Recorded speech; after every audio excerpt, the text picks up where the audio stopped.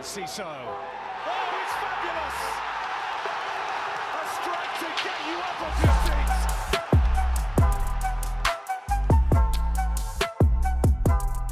Hello and welcome to Seagulls Social, Season 5, Episode 14. It is the Southampton review. Now, we are the joined... morning after the night before.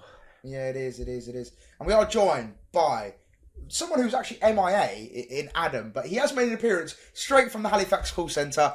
Adam McDonald, how are we today, mate? Brutal. Yeah, I'm good. I'm very aware of how ridiculous this looks, but yeah, good to be back, boys. Good How to many be times have I told you not? I don't want to make a 123 account, Adam. Please stop pestering me. Yeah, I'm good I've with got my my account. eyes sorted, Adam. I know. Thanks, mate. But well, Tragic, isn't it? Yeah. I don't know what's worse, the headset or our banter. But listen, Yeah. great to have you, Adam. I Thank think you so the much Brighton for joining performance in the us. second half was worse, Thank you. actually. Yeah, it's very reflective, actually, isn't it, Ben? And Ben, myself, and you went to the pub last night to watch the game. It was we had a Southampton fan in there as well, which was not needed at all. He was a bane in our existence. Well, it was But Ben, we got incredible through it, that didn't 3 Brighton fans existed in London, me, you and the other Ben. we? Yeah. Yeah. And the fact that actually a Southampton fan existed in the same pub as well was quite something. So, yeah, shout out Barkett. Was he giving it to you boys or not? No, he wasn't, to be fair. He was just it was he more got the a bit goals. shouty when they scored, yeah. Yeah. And then when Right, yeah. when obviously the offside potential thing happened, for Archer saying, he's miles off. Obviously takes 6 minutes to go, he's miles off, just hurry up, I can see it now. And then you see the green line pop up and I was like, oh God. And then some other lads start taking a piss, being like, he's miles off. And then obviously Armstrong gets called No, off. but I was like, legit, that was like, him, he that's kinda what I was was, talking like- about. Yeah, no, we'll get on to it, but like, I don't know. I found that offside Yeah. thing a whole weird though, because I kind of thought he was offside anyway. It took a long time, and like you said, Adam, for viewer retention, we are gonna talk about this later on because we want people to stay tuned before we get into the juicy stuff. But no, it was a good start. I thought from both teams. I thought in the first 5 minutes, both teams looked quite bright, and then I think we started taking the ascendancy, especially in the first half. So, Ben, firstly, first half performance, and we had a few chances. We could have maybe scored 2 or 3 in hindsight. But we only scored the 1, and we went into the second half, basically leaving the door open for Southampton. And in the end, they did punish us. But yeah, first half, Ben, what was your assessment of the game? Yeah, I thought we played pretty well, and I was very happy the way we were playing and the chances we were creating. Southampton weren't sitting back because I never really expected them to, because Russell Martin likes to play. I think the end of the game on like 47% possession, which is pretty decent for an away side at the Amex. But yeah, we were creating really good chances. I thought 2 or 3 goals will probably end the game, maybe like 3-1 or something like that. But when I was watching that first half, I really expected us to get a second in that first half, and thought we desperately needed it with the history of what's happened against Wolves, things like that. And obviously, yeah, we would have needed it for sure against Southampton. But yeah, I was really, really happy the way we played. I just can't believe how we turned up in the second half. Just a completely different game. Yeah. And Adam, talking of the first half, we created a lot of chances, notably Mitoma dispossessing Sagarawa, is that how you say it? Dispossessing and putting it wide. Then you had Rutter hitting the post, and then of course Lamptey's great cross and goal from Mitoma. So a lot of chances to score, and also João Pedro on the stroke of half time. Enough chances in the first half to score. What do you think it was down to? Was it poor finishing? Was it good defending from Southampton? What do you think it was down to that we did spurn so many chances in that first half? Yeah, I don't know. It's weird because, like, even I remember I sent a text to my dad. I wasn't at the game last night. I couldn't make it. I sent a text to my dad. He was at the game, and I said after like 20 minutes, I was like, I reckon we're gonna score loads in this game, because we were just they had quite a lot of the ball, but I felt like we were making loads of chances. We were like beating them through the midfield quite a bit. Like it just felt like it felt like they were kind of making a few mistakes as well. It did feel like it was a game where if we got one, they might capitulate and we could end up kind of battering them, particularly with kind of how we've been recently. Obviously, like, let's just, that was the jinx that it needed.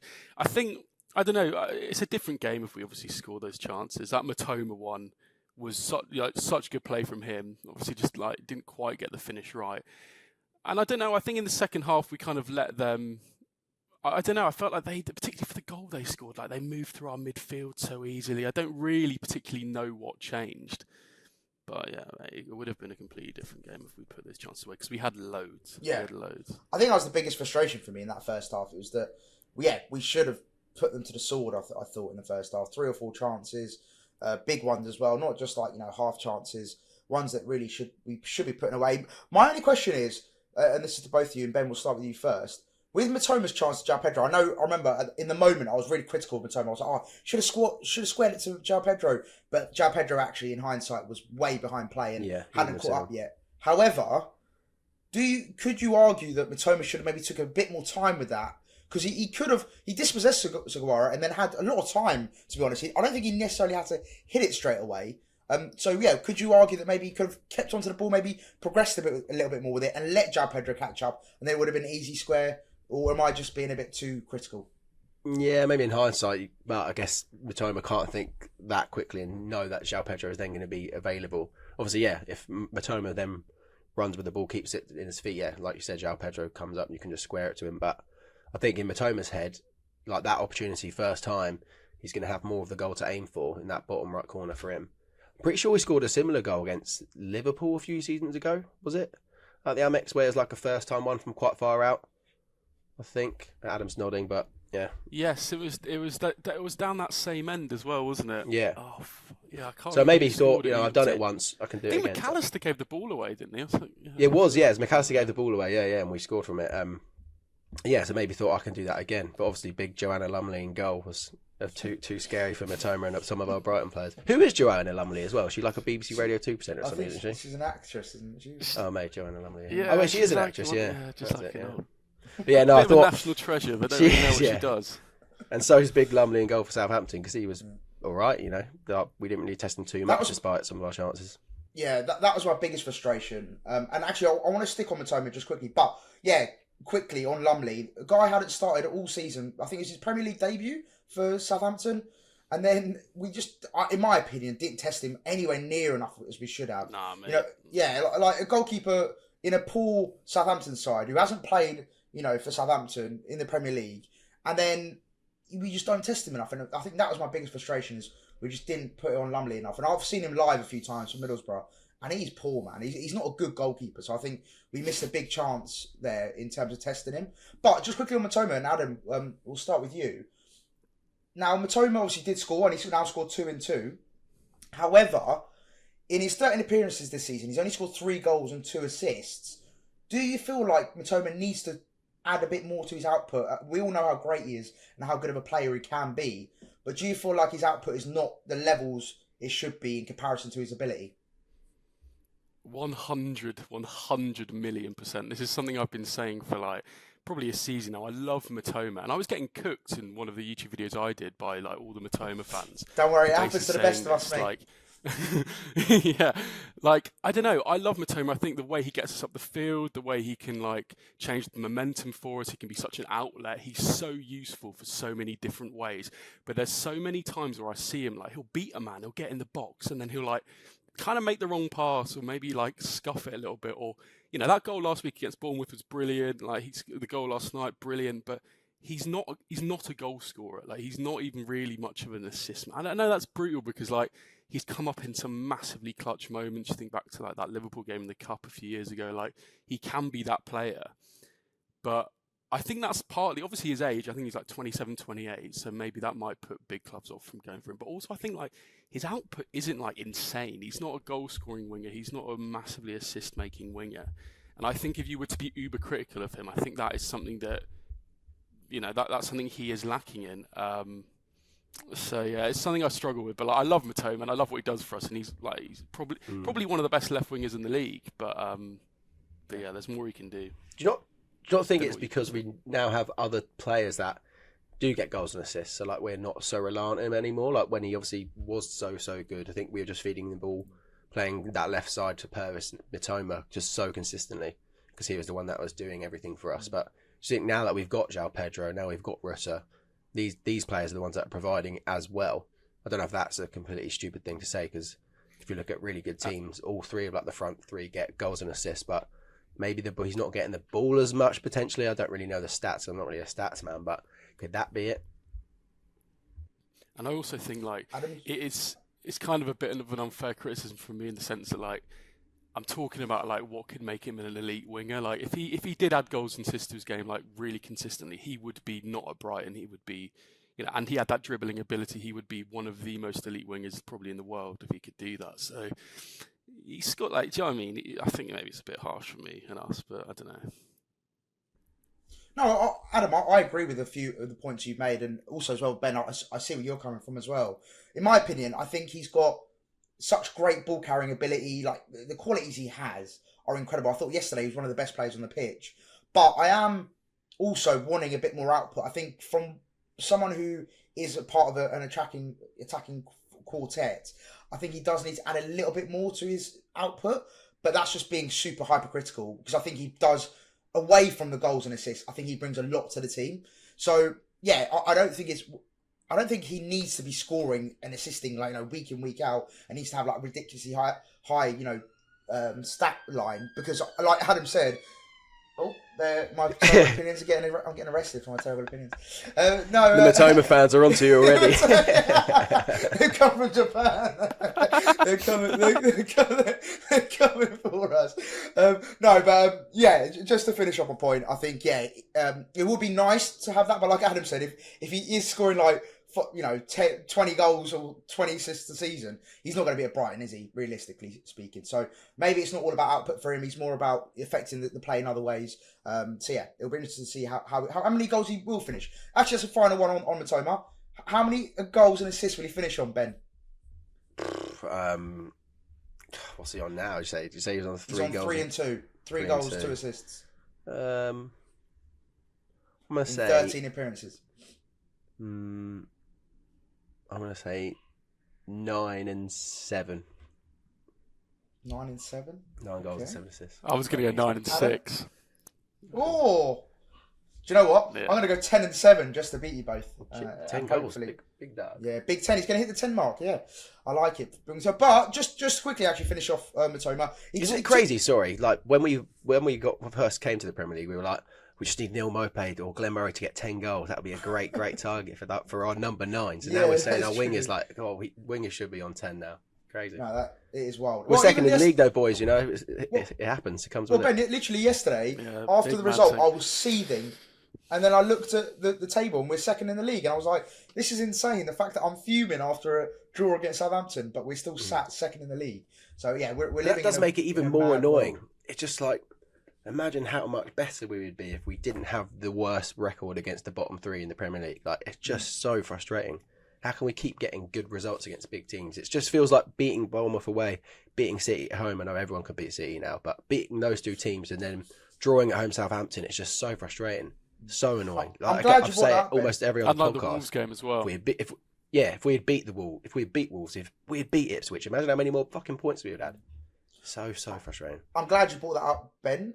Adam, what is it that you think is our mental block, or maybe physical block, that we have against these lesser teams? I don't want to disrespect them and say poor teams, but there are teams in the bottom 3. I think we got one of the worst records against the teams in the bottom 3. What is it about the worst record? Oh, we have got the worst. Okay, yeah. Right, okay. Yeah. There you go. So, what is it, do you think, Adam, about our psyche? Is it a mental thing? Is it the way that Hurzeler maybe sets up? What do you think it is that we struggle with teams that are in the bottom half? I think, it's definitely for me not like a Hurzeler thing, because I think it's something we've been saying for a couple of years at least. I remember I've been saying for a while, I always back Brighton more against like a Man City or a Liverpool or a Man United than I would like any kind of recently promoted team. I think it's probably to do with something the way they set up. It's got to be like we've struggled against the low block for years now. I'm not saying Southampton particularly played like that because they kind of had a lot of the ball themselves, but like I think that's generally been a trend for us and why we've struggled. I don't know, man. I think I don't know if it's necessarily mental, because I just don't know if players. I don't know to what extent kind of players deep stuff like that. I don't know.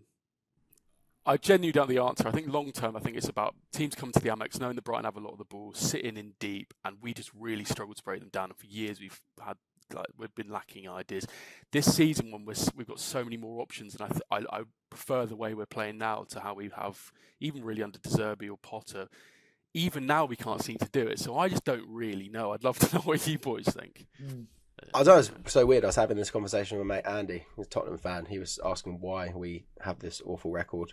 He seems to think it could be down to arrogance, but I don't think it really is arrogance. I don't think we think that we're just going to walk over these Not teams. having that, Andy, mate. Nah. You don't know what you're talking about. Yeah. Don't ever invite him on the Shut pod. up, Andy. Yeah, I'll just read what he says. He was like, looked like we kind of gassed out in the second half, apparently. He said that Van Heck looked like he's running in treacle. I don't know if we did gas out. I don't know. I feel like maybe we need to give Southampton some credit. The fact that they did come into the game, they did start playing really, really well. Our defence, even though we've looked solid defensively the past couple of games against Southampton, it didn't really look too solid, did it? Which is a bit of a shame. I thought we kind of sorted that issue at the back there, but clearly we haven't, which is why we're going to try and get Oliver Buscagli on a free for next summer from PSV or whichever Dutch team it's from. But I can't really put my finger on it. I don't think it's arrogance, because I don't think we've got an arrogant team. I think we've got a squad of good players. Yeah, maybe it's usually the low block, but yeah, like you said, Adam, Southampton didn't really have a low block because they had quite a lot of the ball. So maybe yesterday was an anomaly, but looking at the record against the bottom three, it's not really. So I can't really put my finger on it, to be honest. It's a very strange one. Yeah. I echo all of your thoughts. there isn't much more I can add to this conversation, to be honest. But yeah, no, it's a weird one. We do struggle against the sides in the bottom three and in the bottom six, I suppose. So it's a strange one. And I think that it is something I think we do need to address, though, because if you do really want to be, challenging the top six, the establishment, as they say, you do have to win those games. And as great as it is us beating the Man Cities, the Liverpools, the Arsenals, all these big clubs, it's great. I love it because it gives us some great moments as fans.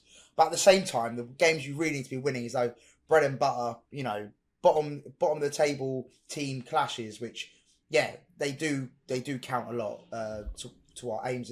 I jokingly said that, it's the small teams, it's their big day out coming to Brighton. They're coming to a massive, massive club. There's the arrogance, Ben. There's the arrogance he's talking about. It's their cup final at the end of the day for Southampton, so they've walked away with a great point at the Amex. Fuck's sake. Right, swiftly moving on. The only thing I'd say, though... really strong... Oh, sorry. Go on, Adam. No, sorry.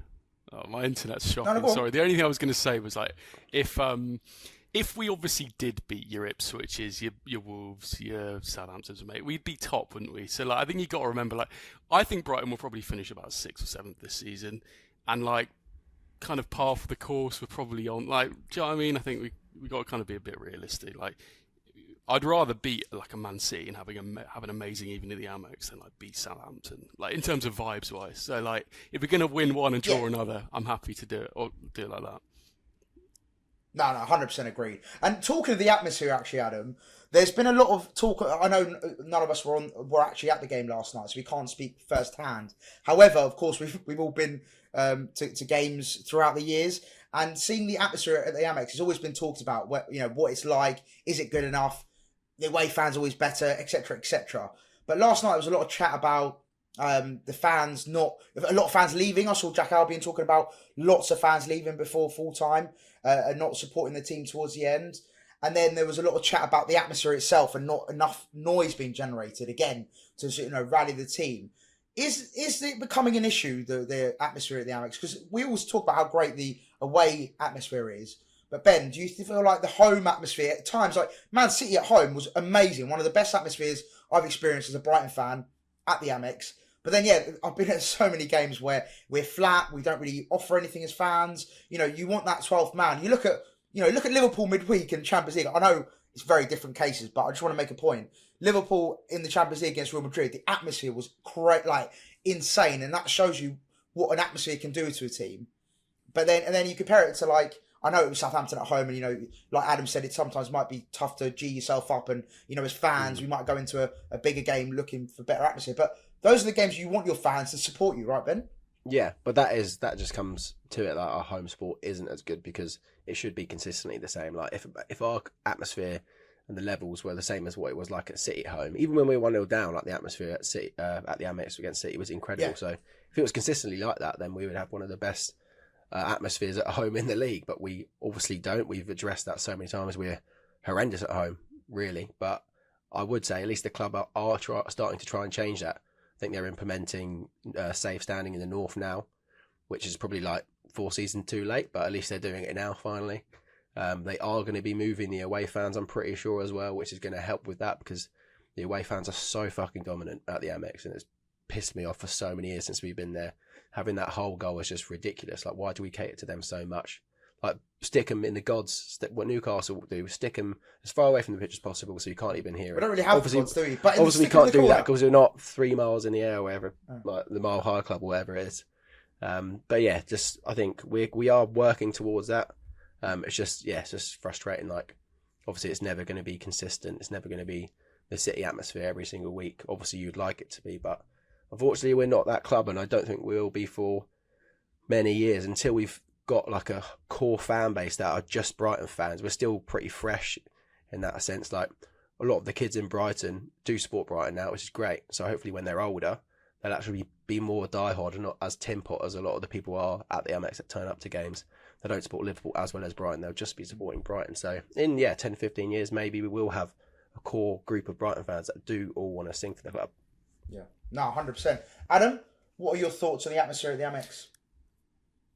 Yeah, it's. I completely agree with it. Pretty much everything that Ben's just said. That I got a text last night from my mate, who he just said, like, I think the Amex is one of the worst atmospheres in the league. Which, like, it does jar me when, like, someone says something critical about your club, but equally, like, he's fully right. There are some games, like, I think, you think back to that Chelsea game when Potter came back. Obviously, the Man City game. Those atmospheres are brilliant, but I think it's back to that point that Ben made, where it's like, I think there are a lot of, like, I think that the Amex crowd can be very fickle sometimes, and people are like very critical sometimes if things aren't going well for Brighton. I can just imagine the people sat around me at the Amex yesterday when like Brighton was struggling in that second half. I think lots of people love it in the good games and just like either don't turn up or you see their seat kind of being exchanged for some random person sitting there. Like, I do think there's a lot of that going on, and I think people turn up for the Man City games and they love it, and like they're there to watch Grealish or Haaland or whatever, and they're like, the atmosphere's amazing, but like they're not as bothered when it's Southampton at home. And it sounds brutal saying that, but I think that is Flynn Downs isn't bringing in the tickets, unfortunately. Exactly, and like I don't know. I think our away following is brilliant. As someone who follows Brighton away, like pretty much, I don't know, like 80% of the away games. I think our away following is fantastic. I'd say up there, like I'd say it's like top 5, 6 in the league in terms of some of the numbers we do and like the atmosphere we do. I think it's really, really good. So it is something that we need to look at. I just don't. I think it's back to that thing that Ben says as well. Maybe like in the next generation where like people are growing up in Brighton now are actually Brighton fans, and then they're kind of becoming young adults. They're going to the game with their mates, like they're in the North Stand. Like I think that will be different. I don't know. I think it's tough. Yeah, no, 100%. I think Ben's bang on in terms of those fair weather fans. I think that's the biggest issue we've got is you got and it's nothing. I'm not having a go at all because I think you need those. Every fans, club has them as well. Exactly. Yeah. And it's getting worse, right? Like. We've got a lot of international fans, which is great. We've got a lot of international players now, so that brings in a lot of international fans.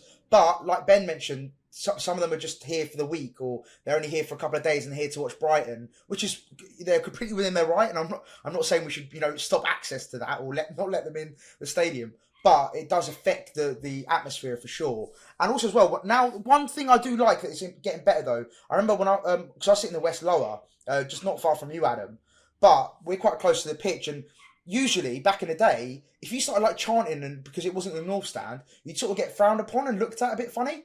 But now, as it's starting to get a bit better now, when you're actually singing and trying to support the team, people aren't as judgmental anymore, which is baffling to me why they were in the first place. But it's starting to get better, and I feel like people now are starting to accept that we can shout as fans or get a bit irate and getting a bit emotional. So yeah, I think it is going the right way, but I think it's going to take a while, like Ben said. So it should be interesting.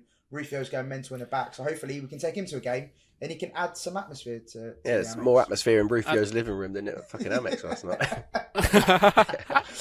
One thing I'll just quickly say as well is like just to row back slightly on what I said a minute ago. Like I do think, as you boys said, you need a different type of fan in order for a club to grow. Like obviously, if everyone in the stadium was like from Brighton, was with Dean, like we'd only have flipping like 5,000-10,000 people in the stadium. You need the next generation of fans. You need the international fans.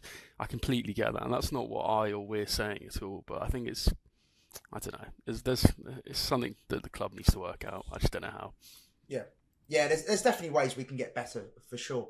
But yeah, going back to on the pitch, like I said, yeah, lots of chances in the first half. Arguably should have maybe been 2-3 up maybe instead of just the one. However, then in the second half, and also actually quickly before we get on to the second half, Flynn Downs. Now there's been a lot of chat as to whether he should have been on the pitch even for the second half because he did commit a lot of fouls. And I believe he finished on 5 fouls in the end, but only got shown the yellow card and felt like 15. Yeah, and of course got his goal as well, which just added salt to the wounds. It was just typical. It just had to happen, didn't it? The guy who shouldn't have been on the pitch scores the goal. But yeah, Flynn Downs. Was it a poor refereeing display, Ben, or do you feel like it's just one of those games where he just got away with it and he's obviously come off in time before he got his red card? So it was really strange because like the fouls that you're committing. A lot of the ones after he picked up the yellow were like soft ones that weren't really yellow cards. I get some people might say he hit João Pedro in the face. I think that could have been the final one. That was literally just before he came. That was the one, yeah. I feel like that could have been a yellow. I don't know why he did get away with that. So that's the one that really pissed off. And then obviously when he gets subbed off, the whole Amex starts booing. Because you're livid. Like, how is he still on the pitch? The amount of times he kept fouling. I think it was him that got fouled Welbeck. It was just an awful challenge, and Welbeck was down for quite a while. That took I think the back of his Achilles. Welbeck, had to be treated for quite a while. So I thought that was nasty. I think Hurzeler even got booked for that one because it took the referee so long. Oh no, was it Kyle Walker-Peters that got booked for then when Hurzeler got booked? I can't remember. They were doing some pretty nice challenges on us, especially Flynn Downs. So I think in another game he gets sent off. He gets a second yellow. You're looking at Balaba's second yellow against Bournemouth. And how's that a second yellow? But Flynn Downs probably done that times 10 in the softer ones that he'd done to our players when he was getting away with it. So it was ridiculous. What makes me feel a little bit better is, yes, he should have been off and he shouldn't have been there to score their goal. But, I mean, Southampton's second goal, which we will get onto, probably should have stood in my eyes. I know in the rule book, that's the rules. Yeah, it was offside. Armstrong was offside because he interfered with play, but that's mental VAR decision. So that kind of feels me a little bit better looking at it on paper. But yeah, I mean, Flynn Downs should not have been on that pitch when he scored. It's as simple as that. I think that's what it comes down to, doesn't it? Is the double standards of refereeing. And I think that's, like you said, we saw Baleba the week before get sent off for something so minute and relevant, to then Flynn Downs actually committing about 5 fouls and not getting his second yellow, which was just frustrating as a fan. So I think it's just the standard referees are just in the pit. I've said it for months now. I got cooked on the overlap for saying that, the standard refereeing was in the dumps. And now, every game that goes on, it just keeps proving me right. So yeah, I think it's just the standard refereeing is just awful at the moment. But going on to the Flynn Downs goal, Adam, were you disappointed that we didn't clear our lines? We had a few chances I know we made some really good blocks, but do you feel like it was an avoidable goal? Yeah, completely. Sorry, you're cutting out there a bit. I'm just gonna guess what you said, but I think it was a completely avoidable goal. I think we got a bit unlucky as well. It bounced off Van Hecker, deflected a little bit, but I think mainly that they were able to just move through our midfield so easily. The way they passed the ball forward so easily without anyone intercepting. Was it Armstrong teed it off to someone? There were just so many little moves which were actually quite nice, which I reckon we could have prevented. Decent finish in the end. He kept it nice and low, but yeah, completely avoidable. The only thing I'll say back to the whole yellow card thing, and I saw a Southampton fan saying it, was Yasin Ayari probably should have kind of got a bit more than he received. And I do kind of agree with that. I thought Ayari committed quite a few fouls and managed to get away with it. Yeah. So maybe that's the flip side of the coin. So we were desperate for that yellow, weren't we, Maz? Oh yeah, I had a Yari yellow card in my bet builder, and I was like, "How's he not been booked?" Well, mate, he should. Yeah, so he definitely should have. He should have been. Yeah, he was very lucky. To be fair, he was actually very lucky. So no, that's fair from a Southampton perspective. You could argue maybe Yari should have got his. I don't know if he made enough fouls to. Maybe not. Maybe it was just because we had our Brighton lenses on. Maybe because you might argue that Yari should have maybe got a few yellow cards. I think he should have got at least one yellow card, but he shouldn't have been then got a second yellow. That's what I'm saying, just a yellow. Yeah. Listen, I think, do you know what it was? Because Flynn Downs, from the 5th minute he got his yellow or something. He basically got his yellow really early on. And I think that, for us as fans, sort of sets the tone because, Yeah, 12 minutes in, he got it for tripping. Yeah. So yeah, I think us as fans, from the 12th minute, you're thinking, right, this is a potential to get a man sent off, and then he was making some bad challenges. So yeah, frustrating that he was still on the pitch, but one of those goals was a bit scrappy, but like you said, Adam, a good finish from Downs, to be fair to him, and yeah, just frustrating because, you know, in that first half we should have maybe scored 2 or 3, and then in the second half we just didn't. It just didn't work out for us, and I think one factor, in my opinion, that played a big part was the substitutions. Now, Ben, we spoke about it last night, and I personally feel like the substitutions that Hurzeler made just made us a little bit more disjointed. We had 4 wingers on at one point. I think Minter, Dingra, Mitoma. Maybe 3 wingers on at one point, actually. And then we had Lewis Dunk playing in a back 3 with Igor and Van Hecker. It was just, for me, it felt a bit strange, the substitutions. And I don't know whether it was Lamptey because he wanted to keep him, you know, basically not getting injured. Whether it was, you know, Rutter and Pedro coming off felt a bit strange to me. Adam, what do you think about the substitutions? And do you feel like it did hinder us potentially winning the game? Yeah, 100%. I think they were. I'm not going to say they're the wrong subs, but I wasn't a massive fan of the way we looked when we moved into that back 3. I know, like that's Hurzeler's style, isn't it, from St. Pauli? But like, I think that's, you know, we've been playing so well in the kind of 4 at the back style we've been playing recently. I think Lamptey, to be fair to him, give him his dues. I think he had a really good game when he was on. Someone who I've been very critical of in the past. So, you know, hopefully he can kick on with that. Yeah, I don't know. I'm not going to say necessarily like the subs killed the game, because I think players like Weaver, who came on, for example, have taken enough heat as it stands already. And I think he's actually, in the last couple of games, looked pretty decent when he's come on. I think it was maybe more of a style setup thing, a kind of formation thing that just kind of killed us a little bit. And also, I think, to be fair to Southampton, they just did look a lot better in that second half. I don't know what it was necessarily. But yeah, I think they just smelt blood, didn't they? Really, and they just grew in confidence. Yeah, exactly. That was it. Like, every time they got the ball, instead of like passing around the back, they just like went for it. And Armstrong caused us issues. The pace on the wings caused us issues. Dibbling was fucking unbelievable. Yeah. Can't wait for him to be at a big City club. Player. I feel like he screams Man City replacing Jack Grealish. Jack Grealish going back to Villa or something like that. That's going to turn out. But yeah, Dibbling was phenomenal. I mean, an absolute game changer for Southampton. But yeah, I think they just smelt blood really, and we couldn't handle Southampton, bottom of the league Southampton. Bloody hell. I think that was the big thing for me on the wings, like you mentioned, Ben. They really started to hit us on the out wide, and then like you said, Dibbling's ball carrying was sensational for an 18-year-old. To have that ability is really impressive, and he feels like a Brighton player, right? Like, I feel like he could definitely fit into our system. I could see him being a Brighton player, but sadly he's not, and he's very much a Southampton player. But no, his ball carrying was brilliant. I thought he was by far their best attacking player. And you know, defensively, we didn't. This is what frustrated me. Like I said, we didn't test them enough. I didn't feel like we tested Joe Lumley anywhere near as much as we should have. And I think that was my biggest frustration, especially in the second half. It just felt like we just didn't test them enough, nowhere near. And also, you know, we kept going down on the left. And I was saying to you guys in the pub, I was like, why do we keep going down? Why don't we try go down? Because we had Van Heck at right back at that point. So it was like True. It was like you got Estepinian overlapping Mitoma, or Van Heck trying to overlap a Dingra, which he was never gonna. That's fair. That's fair. But it was just. But again, that's an issue for us, because you know we should be playing a right back there. Like, I guess Verdi's probably injured. Exactly. I don't know why we took off Lamptey, because I thought he was decent. I mean, he would have been the one to keep up with Armstrong's pace on that left-hand side, or Lamptey's right-hand side. So that was weird. You know, we're stacks everywhere, but that right-back position, where was Veltman? I mean, that was quite strange. He's usually very reliable. Maybe he's taken a knock or he's getting arrested. I have no idea. But yeah, I thought that on substitutions one you asked earlier, I feel like Lamptey was the strange one for me, because it didn't look like he was injured or tired, really. Yeah.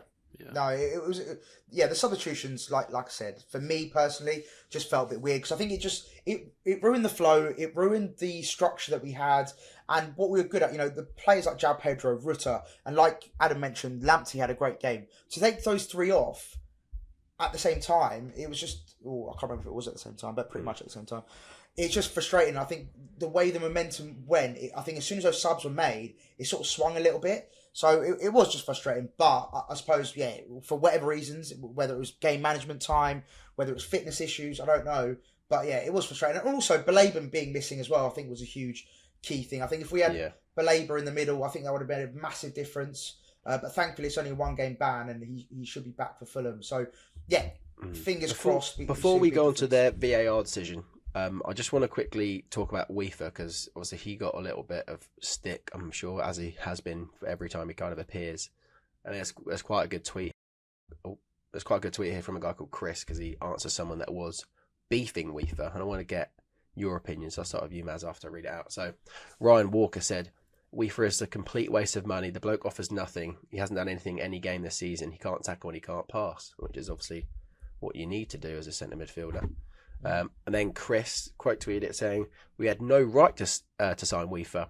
He was the best player under Arne Slot at Feyenoord, and most thought it was nailed on that he would follow him to Liverpool. Bookmark this. He will become one of our best, most important players. Give him some time. Maz, do you agree with Chris, or do you think Weaver has no future at Brighton, a bit like Ryan does? So, sorry, is Chris the guy who was saying nice things? Yeah, Chris is good. Ryan is negative. Ryan is evil, Chris is good. Okay, yeah. I'm very much in camp Chris. I feel like, yeah, Weaver's had a tough start. I think everyone can see that as a Brighton fan. Even I'll be honest, I'll be real. Last night, he was frustrating me a little bit just with not being able to retain the ball. I think it was quite frustrating that he'd either like head it away or he'd lose possession or whatever it might have been. And yeah, I was quite slightly critical of him last night. But again, I think that's fine. We're allowed to criticise as fans. We're allowed to give our opinion. However, I don't agree with the notion of he's a bad player. I don't agree with that, because that's to suggest that he is not good, which I don't think is the case at all. I think he's just having a tough time of it. And also as well, do you know what I've noticed is he always gets thrown in at the end. Like, you know, when we're either chasing a game or we're under the cosh, or, you know, he's been put in situations which is quite difficult for him. And I think for any player to come into. So, yeah, I think if he starts game, as we saw at Everton, I think we had a good game. That was, I think, his only start of the season, or second in the league anyway. Am I right? So yeah, I think maybe it was his only league start, yeah. Yeah. And, like, I think he played really well in that game. So I think it shows a big difference between him coming on for the last 20 minutes when we're either trying to shore up a game or we're chasing a game or wherever the situation might be. And, yeah, it's a very different thing to start in a game. So, yeah, I think he just needs time to, again, just get his confidence back up. I think he had, you know, some bad confidence issues. And then just, yeah, a bit more time. The more time he gets used to the system, gets used to the place he's living in, you know, all new surroundings, etc., I think he'll be absolutely fine, and there's no reason to worry. But I do get why some fans are frustrated with his performances, because he has been a bit hit and miss in games. Adam?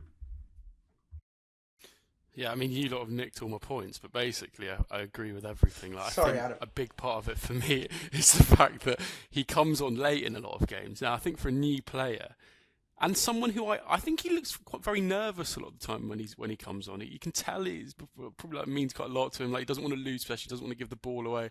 I see that a lot in his kind of body language when he's playing a little bit. Like, he's very quick to kind of try and like do something, like just chill, man, and like, you know. So I kind of just a feel chill sorry guy for him in that sense a little bit. Yeah, man, he just need. Mate, he needs to go. He's from Holland. He needs to go down to Amsterdam, mate. Have a few doobies before a game. Exactly. But like, he's got the size, he's got the physicality, he's got the gait to be a Premier League player. He's tall, like, you know, all of those things that you'd think you need for a good centre mid. I think he's got. You got to remember, like, maybe in a different way, but Baleba in his first season last season didn't necessarily hit the ground running. I think we struggled with that midfield last season because there was no one like ripe and ready to go kind of thing. Obviously we had Gross and Gilmore, but it felt like we needed a prime Baleba and we didn't quite have him yet. So I think you've got to give these kind of players time when they do arrive. It's the age-old thing about giving players time. I do understand how, I think he can be quite sort of, I don't know, mate, kind of give the ball away a bit easy, get caught napping on the ball a little bit. I remember even in the Everton game when he played quite well, he got caught on the ball a couple of times. So I think it's just about getting up to speed and him getting confidence, because I think he, to me at least, he looks like a player who just doesn't have much confidence at the moment. So hear that, Brighton City Council, legalise weed in Brighton, and then we can smoke the reefer, and then he'll be playing well. Oh, we need to get that on a flag. We for smoke the reefer. No, I need to get on the flag. I'll make that for Glasgow. Yeah, North Stand. If you're listening, get that flag made, mate. We for Bun in Arefa. That is very good. That could be our pod title. That's brilliant. Unless we want to bait the Mitoma title, but yeah, might get blocked if we're talking about drugs.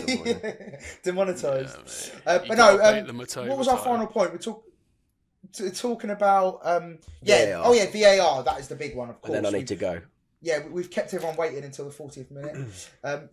Big VAR decision. Now, we all know what happened. Obviously, the cross came in. Armstrong's tried to sort of flick it with his leg, and then Cameron Archer's put it away. Now, the official line by VAR is that Armstrong was impacting Verbruggen's ability to save the ball. Now, Ben, do you believe the statement that's come out from VAR, from Stockley Park? Do you feel like that's a valid statement? Because as a Brighton fan, let's be real, we would have been fuming if that was us, wouldn't we? I think they've got the wrong Dutchman, because the only person it's impacting is Van Heck, who's trying to challenge the ball to block Armstrong. So that's the only person that's affected, in my opinion. I don't think it's really affected Verbruggen. Armstrong was never going to do a fancy scorpion flick like Olivier Giroud and put it top bins. So I think that was always going to fall to Cameron Archer. I don't know. I don't think it would have affected our goalkeeper. I can't believe that goal wasn't given, really.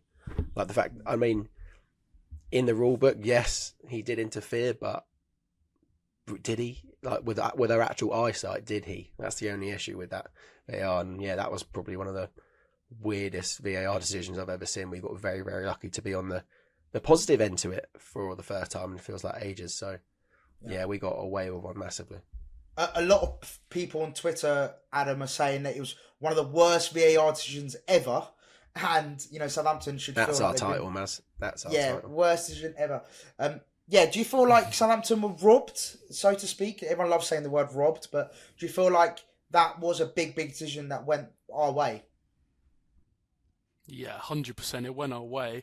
I mean, I saw Tom Garrett. I don't know if you saw that. He was giving it large about the VAR decision, calling Brighton tin pot, all of that. Just like, let's see, shut up, mate. But I don't know. I think the decision was. I think we got really lucky in the sense that Arms, that aspect of that phase of play should never have been given offside. He was kind of making a move to the ball, but I think with VAR you need to start giving the attacker the benefit of the doubt, and if a goal's been scored, then it needs to be given. My issue was, and maybe this is me being blind and I just don't get it, I actually thought Archer kind of looked like he was offside compared to Van Hecker. Like, they put the lines in and it showed he was onside, but I kind of felt like the angle was a bit kind of not 100%, and I've looked at it a few times and I'm trying to see how I kind of think he looked like Archer looks offside. So I don't know. I think we've definitely got lucky in the sense that the bit they were looking at, the bit about the flick, that should have been given, but it evens itself out. I saw a league table. I think Brighton have benefited. I think we're plus 1 point this season, because of VAR so far. So we're not exactly benefiting massively.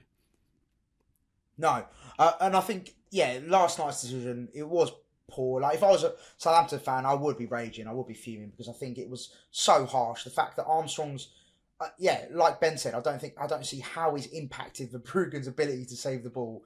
I think it's a bit insane to go with that as the reasoning. I think that's insane. If he'd got a touch, obviously, that's a no-brainer. Obviously he's flicked it on, he's been a part of the goal, fair play.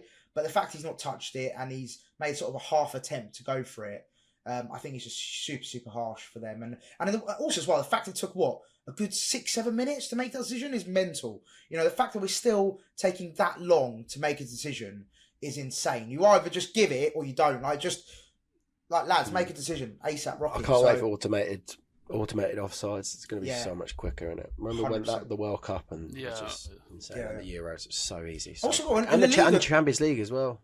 La Liga, they've got automated offsides. Literally straight away, it's done within 30 seconds, if that. So it's something that definitely needs to change it. But I think it's just officiating in general was pretty bad. But yeah, boys, final thing then, just a quick summary in terms of the performance and what it means for us going forward. We've got Fulham next. Ben, just quickly, what are your thoughts? Was it as disappointing as everyone's making out? But the fact that we're still second in the league, that must have a big impact in the way that the game's gone. Yeah, if we weren't second in the league, it would definitely be a lot more frustrating. It just is obviously still very, very annoying that this issue with bottom 3 clubs is still ongoing, even though we are a lot better now, probably the best we have ever been with the players we've got. The quality is sensational. It's still frustrating, yeah, but the league table makes it a bit easier to take at the moment. Yeah, for sure. And Adam, final thing from you? Yeah, classic Brighton, really. I think we all could have predicted that this result was going to happen, like, particularly after the Man City matches and all the other games. Like, the amount of tweets with people going, yeah, you know, Southampton are going to win this game. It's typical. I don't think there's anything to worry about. We dropped off in the second half, but we still got so many amazing attacking options. I know we spoke a little bit about us defensively earlier in the pod, but like I still think as a unit, I much prefer us this season. I think we look a lot more pragmatic and resolute than we did like under De Zerbi. So generally, I feel pretty positive about the way we're playing. I think we look a lot more ruthless, and you know, I think there's nothing massively to worry about. Of course, it'd be great to beat these kind of teams week in and week out, but if we did, then you know we'd be top of the league now. So you know, you got to take it a little bit. One thing I'd like to know with you boys, before I know we're wrapping up, but like, where do you guys stand on the Dunk and Igor thing? Obviously, Dunk was on the bench coming back from injury. Like, does he get straight back in the side? Like, what do you guys think? I was just about to finish on that. Like obviously we've got a lot of games coming up, like into the Christmas period. Games come thick and fast, so like Dunk will probably get his minutes back. But like, if we're picking like a starting team, does he get back in? I don't know if he does. As much as it breaks me and it makes me really sad, I don't think he does. Well, as in, he should. I think he will. Sorry, I think he will. I think Hurzeler really likes him and he trusts him and he wants that leader on the pitch. And I think that's what Dunkey gives you. He gives that leadership, which sometimes we may lack. You know, in those games where, you know, Wolves, prime example, you know, where you need a leader and you need someone to sort of step up. Because I'm pretty sure he didn't play that game, did he, in the Wolves game? Or am I making that up? I can't remember. Fuck me. Pretty sure he didn't play, did he? I don't know. Okay, anyway, he's I've erased that game from my memory, obviously. Yeah. When you need someone who's a leader on the pitch, yeah, Dunkey's that guy. So I think he will get into the team. Whether, as a fan, I think Igor and Van Hecker work really well. I think they've got the best blend of physicality, finesse. You know, you've got Van Hecker's technical abilities and Igor's brute power, pace, strength. And, you know, he's also not too bad with his feet as well. But, yeah, I think they've got a great blend. Whereas I feel like Dunkey and Van Hecker are quite similar in terms of profile. Whereas I feel like Igor gives that different edge. So, yeah, personally, I think he will be back in with Van Hecker. But if it was down to me, I'd definitely stick with Igor and Van Hecker until they give a reason why it shouldn't be them two. Until one of them makes a big howler, for example. There will be, now that he has been out, now that Igor has been so good, I feel like there will be a magnifying glass on Lewis Dunk now to be like, right, he makes one mistake. I think Brighton fans won't jump on his back, obviously. They'll be very, very respectful about it. But when it comes to the time when potentially if Dunkey's still playing and Brighton fans can see that Igor will be doing a better job, there will have to be another conversation where Dunk then suddenly does get dropped and that'll be a big headline. But yeah, hopefully we can manage that and Hurzeler can manage that in a respectable way because obviously Lewis Dunk deserves that. 100%. He's a legend. He's a legend of the game. Legend of Brighton. But no, really good chat, absolutely. Boys. As always. Adam, it's been an absolute pleasure to have you back, mate. Don't be a stranger. I know everyone loves having you on the pod. Absolutely. Pleasure to be back, boys. Yeah, thanks for having me, boys. Absolutely loved it. Thanks for joining us, Adam. Oh, Jack wanted us to say the reason why he's not on is because he flew to Barcelona after the game. So he's watching Barcelona play at 1 p.m. And then he's watching 3 non-league games in Spain, as you do when you go to Barcelona. Obviously, what else are you going to do in Barca? Yeah. There's not much else to do, to be honest. So fair play, Jack. But no, shout out to you, Ben, as well. Thanks for coming on as always. Please like, comment, and subscribe. It does mean a lot to us. We're really trying to hit. What is it now? We're trying to hit 15k. I think we're on it. No, not 15k. 10k. Sorry. I wish we were hitting 15k. We're trying to hit 10k. So. Guys, please, subscribe if you haven't. I really appreciate it. And we shall see you for the Fulham preview. Yeah, boy. Peace.